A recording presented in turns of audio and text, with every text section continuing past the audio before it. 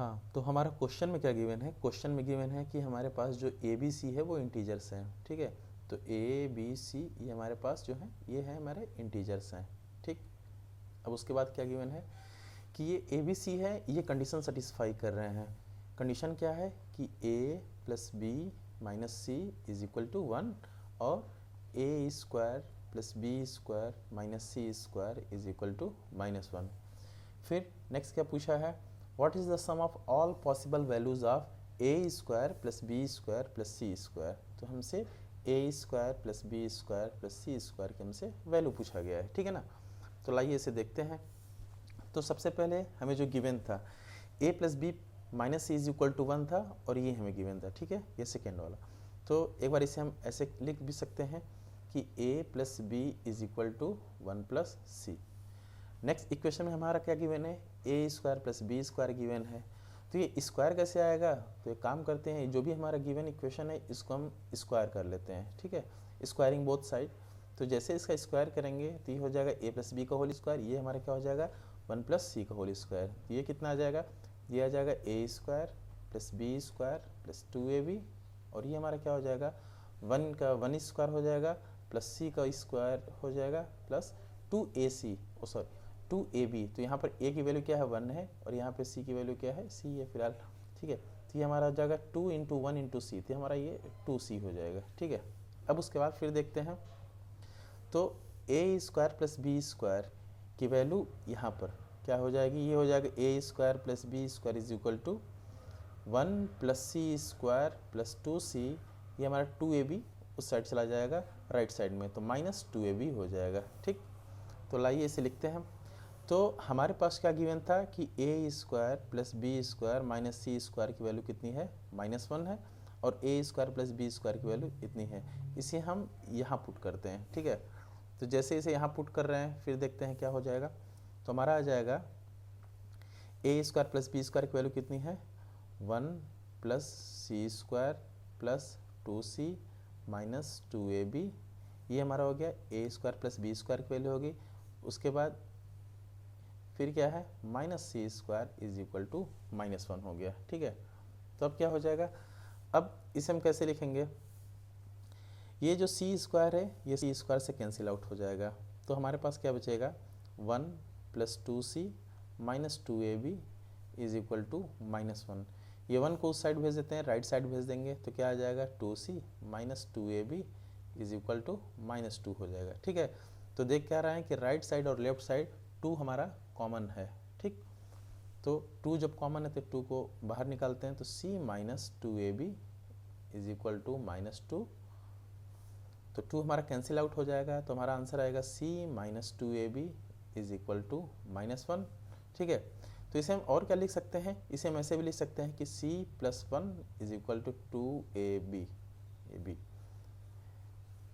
2ab को हम right side भेज दिए हैं और -1 को लेफ्ट साइड कर दिए, ठीक है। अब उसके बाद देखते हैं c प्लस 1 की जो वैल्यू आई है वो हमारी कितनी है 2ab है, और c प्लस 1 देखा जाए तो हमें शुरू में ही यहाँ पर ये हमारा जो गिवन था, शुरू में क्या गिवन है कि a प्लस बी माइनस सी की वैल्यू हमें 1 गिवन थी, ठीक है। तो इसे हम क्या लिख सकते हैं, इसे हम कुछ ऐसा भी लिख सकते हैं कि a plus B is equal to C plus 1, C को हम राइट साइड भेज देंगे तो फिर c प्लस 1 की वैल्यू क्या है 2ab, इसको हम लाकर यहाँ पर रखते हैं। तो अब हम क्या लिख सकते हैं कि a plus B is equal to C plus 1 की क्या वैल्यू है यहाँ पर 2ab है, ये 2 कैंसिल हो चुका है, यहाँ पर ये 2 कैंसिल हो चुका है, यहाँ पर हो जाएगा ab हो जाएगा, ठीक है, ये नहीं है। उसके बाद फिर तो अब हमारा क्या होगा, तो इसे हम 2 तरीके से लिख सकते हैं। एक बार देखते हैं, एक रफ आइडिया लेते हैं कि ए और बी की क्या वैल्यू होनी चाहिए। सपोज ए बी को अगर इस साइड लाकर राइट साइड लाकर हम डिवाइड कर देते हैं, मतलब A plus B whole divide by A B करते हैं और ये हमारा हो जाएगा यहाँ पे 1। तो क्या आंसर आएगा, ये हो जाएगा A divide by A B plus B divide by A B हो जाएगा, ये हो जाएगा 1। तो इसे हम जैसे कैंसिल आउट करेंगे तो ये हमारा कितना आ जाएगा, ये हमारा हो जाएगा 1 बाई बी प्लस 1 बाई ए हो जाएगा इज इक्वल टू 1।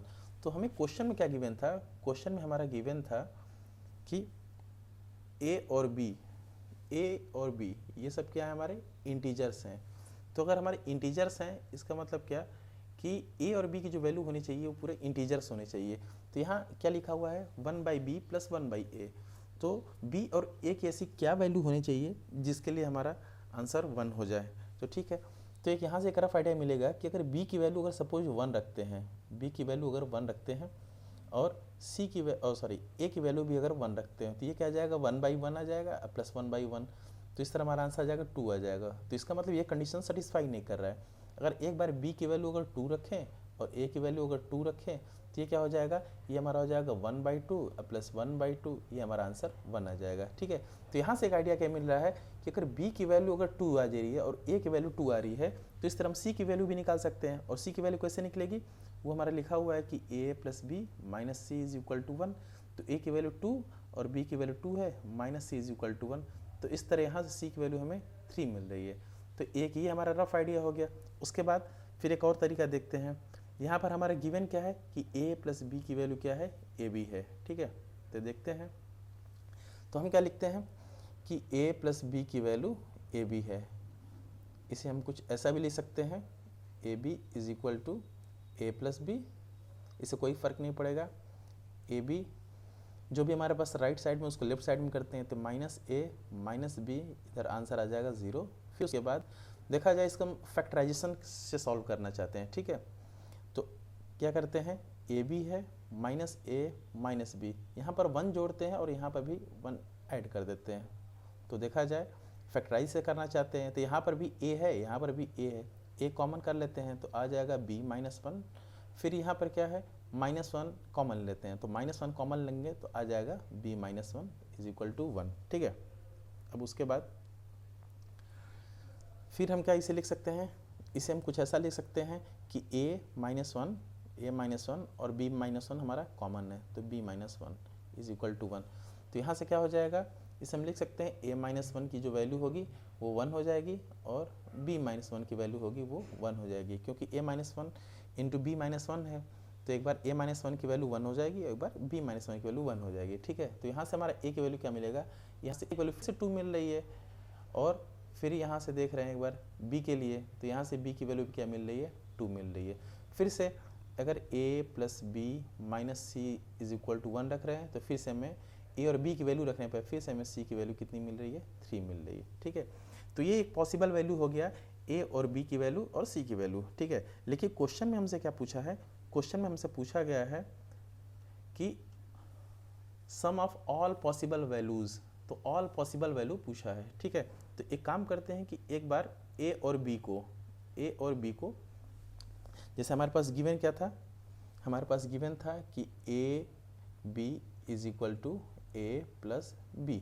ठीक है, तो एक बार अगर सपोज यहाँ पर हम 0 रखें, तो 0 + 0, ये आंसर हमारा क्या आएगा, 0 ही आ जाएगा। ठीक है, तो यहाँ से एक ये भी हिंट मिल सकता है कि ठीक है एक बार 0 रख के ज़रा चेक करते हैं। ठीक है, ऐसा भी हो जाएगा, तब भी हमारा आंसर 0 ही आएगा। या यहाँ पर देख लेते हैं, यहाँ पर जो हमारा गिवन है कि a - 1 और b - 1 = 1। तो यहाँ पर अगर a की वैल्यू एक बार 0 रखें और b की वैल्यू 0 रखें, तो भी हमारा आंसर कितना आ रहा है, 1 ही आ रहा है। ठीक है ना, तो अब हमारे पास a और b की पॉसिबल वैल्यू मिल गई है। और इसी तरह c की वैल्यू भी देखी जाएगी, तो c की वैल्यू ऐसे करने पे हमारा कितना आ जा रहा है, तो a + b हमारे पास जो था a + b - c = जो हमारे पास कितना था, -1 था, सॉरी कितना है हमारे पास, हाँ 1 था। ठीक है, तो यहाँ से हमारे पास c की वैल्यू मिल जाएगी, -1 मिल जाएगी अगर a और b की वैल्यू अगर 0 होगी। तो ठीक है, तो अब हमारे पास possible value a b c की मिल चुकी है। ठीक है, तो एक बार हमारे पास 2 कंडीशन बन रहा है। एक तो जो केस 1 है, केस 1 में क्या मिल रहा है, केस 1 में देख रहे हैं हमें a की वैल्यू 2 मिली थी, b की वैल्यू भी 2 मिली थी, c की वैल्यू क्या मिली थी, 3 मिली थी। और केस 2 में क्या है, केस 2 में हमें a की वैल्यू अगर 0 रखे थे और b की वैल्यू 0 रखे थे, क्योंकि सभी इंटीजर्स हैं, तो c की वैल्यू कितनी आई थी, -1 आई थी। तो अब हमें पॉसिबल सम निकालना है। ठीक है, तो एक काम करते हैं, हमसे जो क्वेश्चन में क्या पूछा गया है, हमसे क्वेश्चन पूछा गया था कि a² + b² + c² की वैल्यू क्या होगी। तो रखते हैं एक बार केस 1 का, तो 2² + 2 प्लस 3 तो इसका आंसर आ जाएगा हमारे पास 17। और एक बार इस केस को रखते हैं कि a² plus b² plus c², इस केस में आ जाएगा 0 का स्क्वायर 0 और 0 का स्क्वायर 0, -1 का स्क्वायर 1 आ जाएगा। ठीक है, तो हमारा जो पॉसिबल जो सम होगा वो कितना हो जाएगा 17 प्लस 1 इज इक्वल टू 18। तो 18 हमारा फाइनल आंसर है। ठीक है, ओके, थैंक यू।